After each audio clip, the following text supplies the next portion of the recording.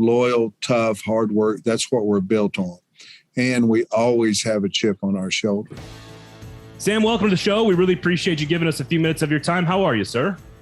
I'm doing great. I've been out doing promotions, caravans and things of that nature, touchdown clubs. And it's my first spring of being a head coach where the coaches are out on the road. I'm not. I've been here 3 springs, but 2 of them been because of COVID. The staff was all in. So certainly different. At times I'm going, what am I doing? Things of that nature. It's just another new part of being a head coach. So let's just kind of take your entire tenure there, a couple of years. You just alluded to all the stuff you've had to deal with, both in season, off season. What is it that you think? And I've talked to Mac Brown about this, who took 10 years off of coaching, came right back, and sort of like got right back into it, right? What is it about your strategy, your delivery, your communication style? What is it about the way you operate through the pandemic or otherwise, whatever? What is it about your style that has worked? Why is it working right now? Well, I'm a problem solver. Nothing gets to me too much. I do believe that if there's a problem, and once you get it fixed, it goes away. And if you let it linger, it becomes a bigger problem. And problem's only a problem until you solve it. And so I think those are things that we do. If I don't like something, I just visit with whomever or whatever the situation's about, get it handled. That includes any and every player, any and every employee, and we get it fixed. You don't know what you don't know. And if something's bothering somebody and you don't even know it, you can fix a problem fast. I think the kids appreciated that. What we say we're going to do, we put it on a piece of paper. We're going to do it. We don't put a lot of things down in writing, but if we do, we're going to do it no matter what. That's the situation. We're going to do it. So the kids have appreciated that, and I think our staff does as well. Sam, you kind of led me right into this, which is just the importance of transparency. And that's kind of who you are at your core. I know that, you probably don't have to try at that. That just is who you are. In terms of transparency, what does that benefit you? How does that benefit you as a coach? And on the other side of that, what about being so transparent makes your job harder? Are there any things that it makes more difficult? I think transparency, a great question. I think it can also be said being humble. I think being humble, being transparent are probably go hand in hand. And I think people appreciate if I make a mistake. I can remember a Friday walkthrough that I got mad. I was mad at the team because we had a few, situational substitution errors, and the team said, "Coach, you're so far away from us that we couldn't hear." And I apologized to the team. I said, "Hey, that's my fault. If you can't hear, you can't hear." And so I moved over to them.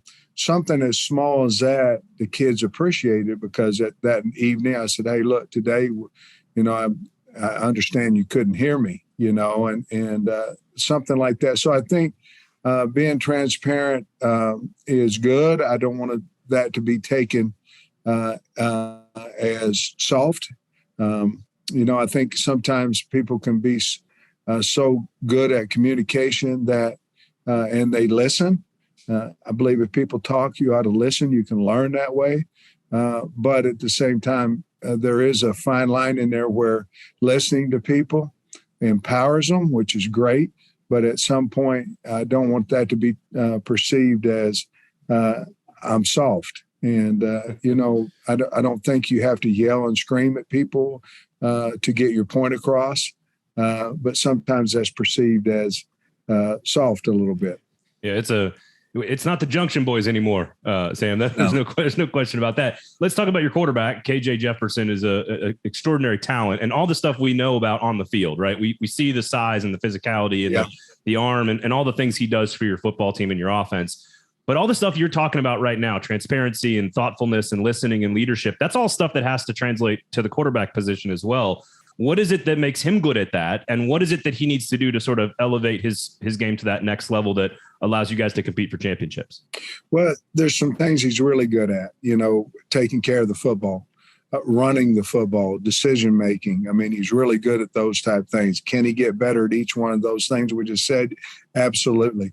I think if you ask him, I think he feels like he probably needs to lose 10 pounds, maybe become a little faster, a little more elusive in that.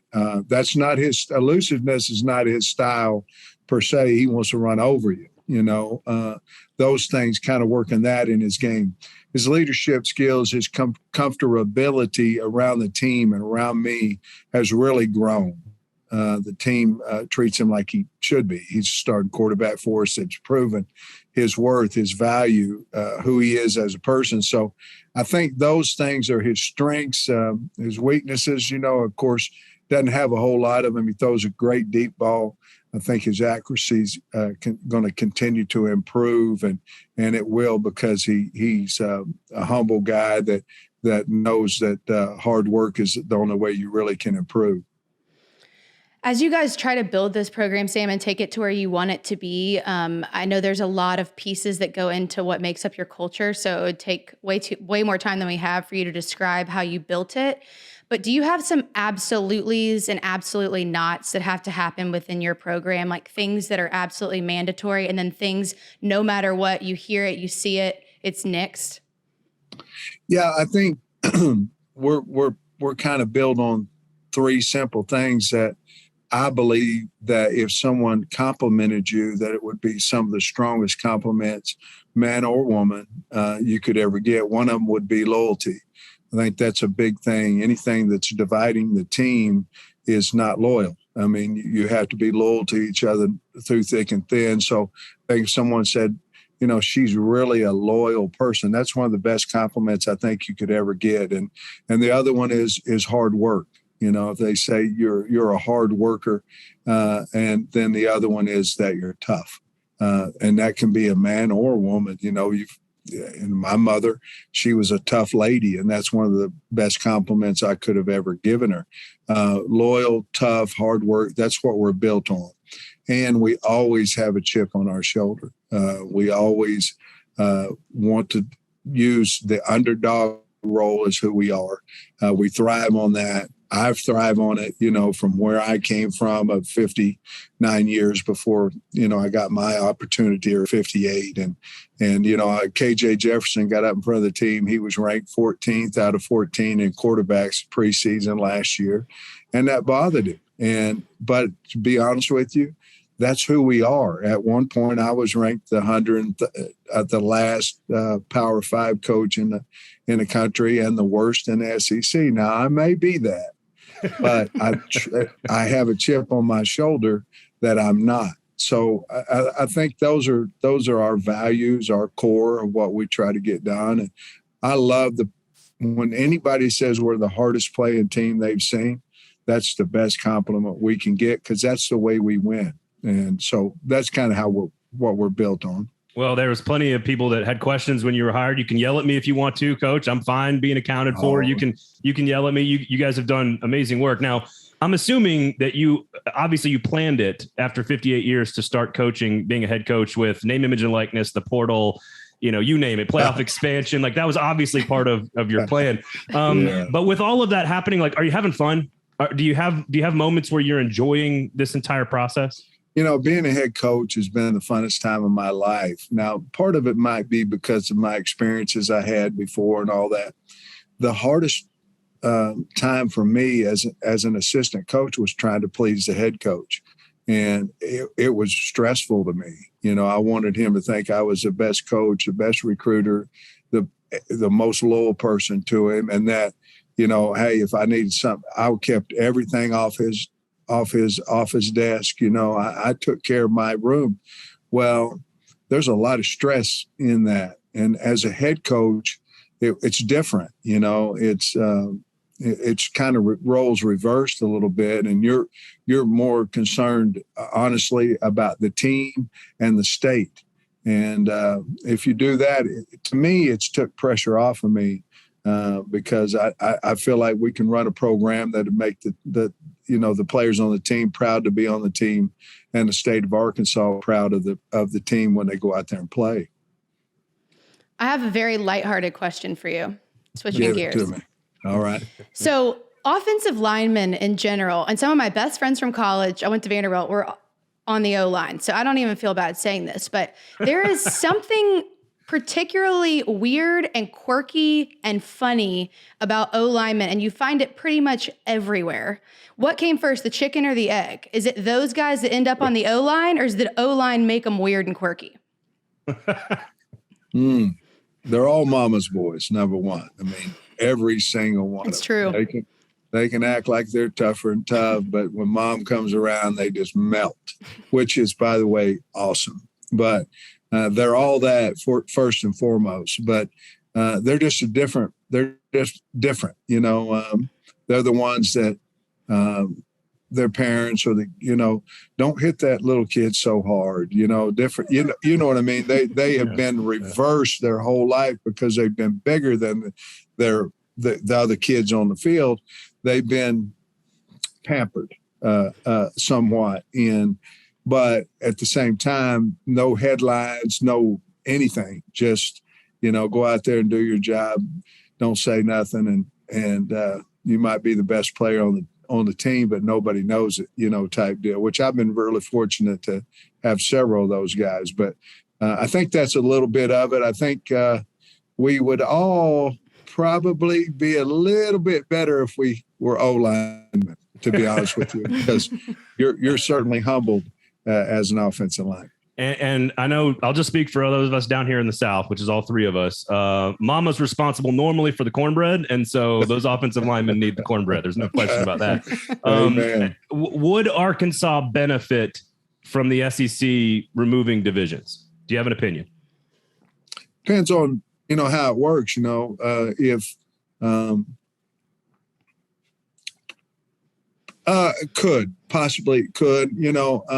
it depends on who you're seated with, if they take a higher class, take a average of years, and you split the league and you play half of the good ones and half of the ones that weren't so good and things of that nature, probably.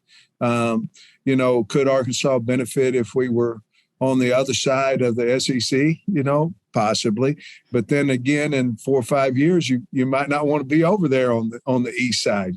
So it is what it is. I've said the whole time that Arkansas is in SEC West, right where they belong. And I believe that. I believe that we should be a much better team than what we were, and I believe we should be better than what we were last year. As we move forward. Now, that's hard to do. It's hard to do with that. And, of course, we're getting ready for our third toughest schedule in college football. That's 3 national championships at the toughest schedule in football. Now, they've been trying to fire me for 3 years. They can't do it yet. Maybe they'll get me eventually, but I hope not. Sam, we'll let you go on this. Treylon Burks is here in Nashville. Yeah. Can you give us a little insight? We know the physical skills. We know how good he is after the catch, and we know he likes to hunt boars with his bare hands. But give us something that the people don't know about Treylon Burks, the person. Cares more about the team than himself. I mean, that's the probably the biggest quality that he has. He cares about his teammates. He cares about winning more than he does how many passes he catches. And now, if winning says I have to catch 12 passes, well, then he's going to do that as well. But he cares way more about the team than he does himself personally. Sam, thank you so much, man. Erin is a huge fan of yours. I'm a huge fan of yours. We appreciate your time. Erin, would you like to say something? Yes, I would. Come on, Erin. I don't fangirl over anyone, Sam. It's just because of what you've been able to do there and how you do it, and just being a human. I love that about you, because a lot of times when you get in a position like you're in, people aren't able to maintain that human factor.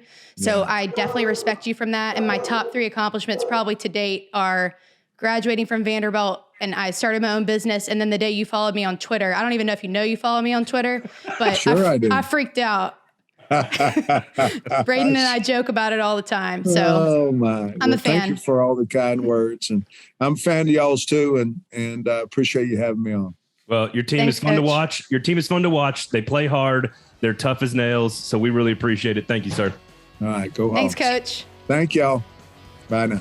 Awesome. Take it easy, Coach.